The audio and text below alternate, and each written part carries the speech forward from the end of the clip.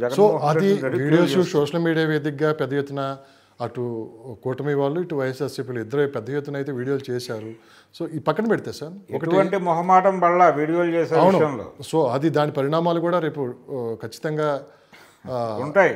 ఉంటాయి 100%. ఎందుకంటే ఇప్పుడు పెద్ద ఎత్తున అల్లర్లు కూడా చెలరేగాయి. ఆంధ్రప్రదేశ్లో పల్నాడు కావచ్చు, అటు అనంతపురంలో కావచ్చు. సో అంటే కొంచెం దూకుడుగానే వ్యవహరించారు కార్యకర్తలు కూడా. సో ఇప్పటికే ఈసీ కూడా సీరియస్ అవుతుంది దీని మీద. గొడవలకి కారణం కూడా అదే. అంటే ఇద్దరు కాన్సన్ట్రేట్ చేసి ఉన్నారు, ఇద్దరు కీలకంగా ఉన్నారు. రెండు పార్టీలు కీలకంగా తీసుకుని చాలా ప్రెస్టేజియస్గా తీసుకుని కాన్సన్ట్రేట్ చేసి ఉండటం వలన గొడవలు జరిగినాయి. గతంలో వాళ్ళు కొట్టారు. వైసీపీ 2019లో ఏ పద్ధతిలో వ్యవహరించిందో టీడీపీ ఇప్పుడు అదే పద్ధతిలో వ్యవహరించింది. దానికి రిటార్టే అనుకోవచ్చు పల్నాడు దాడులైతే. పల్నాడులో గట్టిగా నిలబడ్డారని అయితే ఉంటుంది. ఆ పార్టీ తరఫున ఈ పార్టీ తరఫున ఎవరికల్లా ప్రెస్టేజ్ తీసుకున్నారు పెద్ద ఎత్తున కార్యకర్తలు. కానీ ఈసారి ఈసీ సీరియస్ అవటం కూడా రేపు ఖచ్చితంగా ఎవరైతే దాడులు పాల్పడాలో అందరినీ కూడా మేము అరెస్ట్ చేస్తామని చెప్పడం కూడా జరిగింది. ఒక అంశం పక్కన పెడితే సార్ మనం స్ట్రైట్గా పాయింట్కి వస్తా. తెలుగుదేశం పార్టీ ఖచ్చితంగా అధికారంలోకి రాబోతుందని చెప్పి మెజార్టీ ఛానల్స్ మెజార్టీ డిబేట్స్ జరుగుతున్నాయి.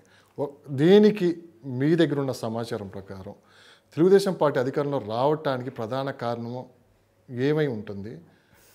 ఒక మాట. రెండోది, వైఎస్ఆర్సీపీ జగన్మోహన్ రెడ్డి గారు చెప్పినట్టు ఖచ్చితంగా 151+ మనకి అధికారం వస్తున్నాయి, రేపు మళ్ళీ మనమే అధికారం వైజాగ్లో ప్రమాణ స్వీకారం చేయబోతున్నామని ఆయన కాన్ఫిడెంట్గా చెబుతున్నారు. ఇద్దరుకున్న ఫ్యాక్టర్స్ ఏంటి సార్? ఒకసారి తెలుగుదేశం గురించి మాట్లాడితే ముందుగా వాళ్ళకున్న ఆ కాన్ఫిడెంట్ ఏంటి? తెలుగుదేశం పార్టీ ప్రధానంగా నమ్ముకుంది పుకారు యుద్ధాన్నే. జగన్మోహన్ రెడ్డిని విలన్ని చేసి జగన్మోహన్ రెడ్డి నుంచి ఆంధ్రప్రదేశ్ని కాపాడుకుందాం అనే నినాదంతోనే వాళ్ళు ఎన్నికలకు వెళ్ళారు. ప్రధాన కాన్సన్ట్రేషన్ అక్కడే జరిగింది తప్ప తమ ప్రోగ్రామ్ ఏమిటి స్టేట్కి అనేది వాళ్ళు బలంగా జనంలోకి తీసుకెళ్లే ప్రయత్నము చేయలేదు. దాని మీద ప్రధానంగా ఇంట్రెస్ట్ కూడా పే చేయలేదు. 2-3 పాయింట్స్ మాత్రమే టచ్ చేశారు ఆ ఏరియాలో. క్యాపిటల్ విషయం కూడా బలంగా మాట్లాడలేదు చంద్రబాబు నాయుడు చాలా స్పష్టంగా. అంటే 3 రాజధానుల విషయం ప్రస్తావించారు కానీ అమరావతి ప్రోగ్రామ్ ఏమిటి, యాక్షన్ ప్లాన్ ఏమిటి అనేది మాట్లాడే ప్రయత్నం చేయలే. అయితే జగన్మోహన్ రెడ్డి కొంత తాను చేసిన పనులు, చేయలేకపోయిన పనులు, భవిష్యత్తులో చేయాలనుకుంటున్న పనులు, వీటి గురించి ప్రధానంగా మాట్లాడాడు. విమర్శని కొంచెం తగ్గించి తను చేసినది, చేయబోయేది, జరిగిన లోపాలు దాని మీద మాట్లాడుతూ మీకు సంతృప్తి కలిగితే ఓటేయండి అని అడగటం అనేది కొంచెం హంబుల్నెస్ తీసుకొచ్చింది. అయితే ఆయన వైపు నుంచి కూడా కొన్ని తప్పులు దొరికినాయి రిపీటెడ్గా. అందులో ప్రధానంగా పవన్ కళ్యాణ్ని టార్గెట్ చేస్తూ మాట్లాడింది చాలా తప్పది. ఆ తప్పు అనే విషయం తెలిసి మరీ దాన్ని ధార్మికంగా మాట్లాడే ప్రయత్నం చేశాడు. ఆయన దబాయించి మాట్లాడే ప్రయత్నం చేశాడు TV9 ఇంటర్వ్యూలో. అది కొంత ఇబ్బంది పెట్టింది ఆ పార్టీని. అంటే పవన్ కళ్యాణ్ రిపీటెడ్గా పెళ్ళిళ్ళు చేసుకుంటున్నాడు అనేది అతని పర్సనల్ వ్యవహారం. పవన్ కళ్యాణ్ని పొలిటికల్గా విమర్శించు తప్పులేదు. అది రాష్ట్రంలో పెద్ద సమస్యలాగైతే చూపించారు. అదే అంటే ఇప్పుడు జగన్మోహన్ రెడ్డిని వివేకానంద రెడ్డి హత్యతో లింక్ చేసి వాళ్ళు మాట్లాడటం కన్నా కూడా పవన్ కళ్యాణ్ ఇంటి గొడవల గురించి ఈయన మాట్లాడటం కూడా అంతే అనైతికం. ఎందుకు అనైతికం అంటే పెళ్ళి అనేది పర్సనల్ అఫైర్. ఆయన ఒక పెళ్లి చేసుకుంటాడా, 2 పెళ్ళిళ్ళు చేసుకుంటాడా, అది ఈయనకేం సంబంధం, ప్రపంచానికి ఏం సంబంధం? ఆయన పొలిటికల్ లైను, ఆయన కొంత నిబద్ధతతో లేడు రాజకీయాల్లో. అంటే ఒక ఆర్గ్యుమెంట్ చేసిన తర్వాత దాని మీద నిలబడటం లేదు, నిలకడ తక్కువ రాజకీయం చేస్తున్నాడు అనేది ఒక విమర్శ ఉంది అతని మీద, పవన్ కళ్యాణ్ మీద. దాని మీద కాన్సన్ట్రేట్ చేసి అక్కడ వరకే కన్ఫైన్ అవ్వడు. ఎందుకు పర్సనల్ ఏరియాకి వెళ్ళటం? సో అది ప్రజల్లో కూడా కొంత వ్యతిరేకత ఏర్పడింది అంటారు మీరు? దాని ప్రభావం ఉంది. సో జగన్మోహన్ రెడ్డి గారు అన్నట్టు నా బీసీ, నా ఎస్టీ, నా ఎస్సీ అని చెప్పి ప్రజల్లోకి వెళ్ళారు. నా నా నా అనుకుంటూ ప్రతి సందర్భంలో ఆయన చెప్పారు. సో నిజంగా ఆ ఫ్యాక్ట్ పనిచేసింది అంటారు? ఇక్కడ పనిచేసింది, ఎన్నికల్లో డెఫినెట్గా పనిచేసింది. మైనారిటీలు ఎస్సీ ఎస్టీలు అంటే కూటమి అనేది తెలుగుదేశంగా మాత్రమే చూడలేదు. తెలుగుదేశంతో జట్టు కట్టిన కేంద్ర ప్రభుత్వాన్ని కూడా చూశారు. కేంద్ర ప్రభుత్వం మీద వ్యతిరేకత కూడా కూటమి మీద పనిచేసింది అనేది దృష్టిలో పెట్టుకోవాల్సిన అంశం. చివరిగా సార్, మీరు స్ట్రైట్గా చెప్పట్లేదు ఏదో అడిగినా కానీ, విజయ అవకాశాలు ఎవరికి ఎక్కువ ఉన్నాయి, ఎన్డీఏ కూటమిక వైఎస్ఆర్సీపీకి? వైఎస్ఆర్సీపీకి విజయావకాశాలు ఉన్నాయి. అయితే వాళ్ళు అనుకుంటున్నట్టుగా 151 పైన కాదు, 110 లోపే ఉంటుంది. కానీ ఎవరు బయటపడ్డా ఎన్ని సీట్లతో బయటపడతారు మెజార్టీ?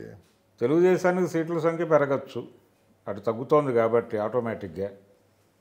వీళ్ళు 46, 47 వరకు లాగచ్చు టీడీపీ. జనసేనకు కూడా సీట్లు వస్తాయి ఈసారి. పవన్ కళ్యాణ్ అసెంబ్లీలోకి వెళ్ళే ఛాన్స్ అయితే ఉంది బలంగా. ఇది షేపు, ఇప్పటివరకు ఉన్న అవగాహన. ఒకవేళ కూటమి గెలిచిన వాళ్ళు అనుకుంటున్న మెజారిటీ అయితే రాదు, అది కూడా ఇదే పరిస్థితి. అది కూడా మ్యాక్సిమం మెజారిటీ పీపుల్ దాదాపు అంటే అనలిస్టులు వీళ్ళంతా చెప్పేది ఇదే. ఒక కాన్ఫిడెంట్గా చెప్పలేకపోతున్నారు ఎవరు. చెప్పలేకపోవడానికి పరిస్థితి అదే. ఇప్పుడు ఫస్ట్ 2 రోజులు బాగా హడావుడి జరిగింది, పోలింగ్కి ముందు రోజు వరకు కూటమి గెలుపు గురించి కాన్ఫిడెంట్గా మాట్లాడారు చాలామంది. పోలింగ్ అయిపోయిన తర్వాత కూటమి గెలుపు మీద కాన్ఫిడెంట్గా మాట్లాడే వాళ్ళ సంఖ్య తగ్గుతూ వస్తుంది. దీనికి కారణం ఏంటంటే ఈ బయట నుంచి వచ్చినటువంటి ఓటర్ల ప్రభావం ఎలా ఉంటుంది, ఈ పెరిగిన ఓటు పర్సంటేజ్ అనేది ప్రభుత్వ వ్యతిరేక ఓటా కాదా? బయట నుంచి వచ్చిన 30 లక్షల మంది దాదాపు 70 to 80% ఎన్డీఏ కూటమికి ఓట్లు వేశారు అని చాలా బలంగా నమ్ముతున్నారు. వేశారా అనుకుందాం, పోనీ 30% అయినా అటు పోలై ఉండాలి కదా. ఈ ప్రెజర్ గత ఎన్నికలో పెట్టలే వాళ్ళు, ఈ కాన్సన్ట్రేషన్ గత ఎన్నికలు చేయలే, ఈసారి చేశారు. అది అదనపు ఓటే వాళ్ళకి. ఇది వైఎస్ఆర్సీపీకి కూడా అదనపు ఓటే.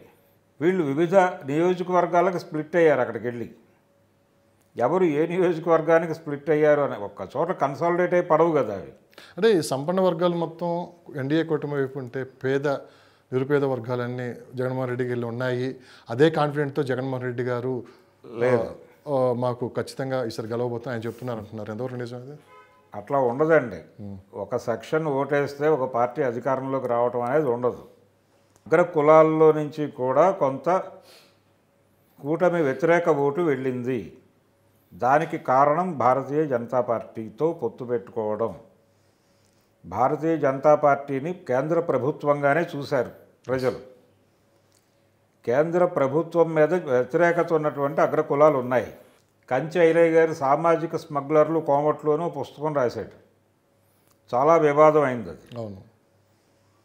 అయితే ఇప్పుడు కోమట్లు ఏమంటున్నారంటే సామాజిక స్మగ్లర్లని ఆయన రాసింది కరెక్టే, కానీ అది మేం కాదు, గుజరాతీ బనియాలు, రాజస్థానీ మార్వాడీలు అని మాట్లాడుతున్నారు.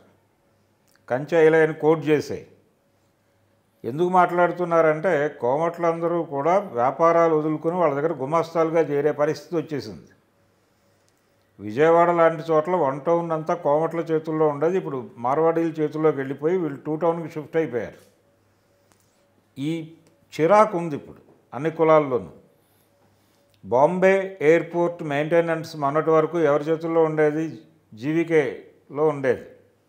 ఆయన్ని గెంటేశారు అక్కడి నుంచి, అదానీ చేతుల్లోకి వెళ్ళింది. పోర్ట్లు, ఎయిర్పోర్ట్లు మొత్తం వాళ్ళ కంట్రోల్లోనే ఉన్నాయి. ఈ దేశంలోకి ఏ సరుకు రావాలన్నా, ఏ సరుకు బయటకు పోవాలన్నా భారతీయ జనతా పార్టీ కనుసన్నల్లోనే నడుస్తోంది. దీని వలన నష్టపోయినటువంటి సెక్షన్స్ అనేక ఉన్నాయి, అనేక కులాలు ఉన్నాయి. వీళ్ళందరూ కూటమికి ఎందుకు ఓటేస్తారు అది కూడా చూడాలి కదా. ఆ ఓటు కూడా అటు పోతోంది.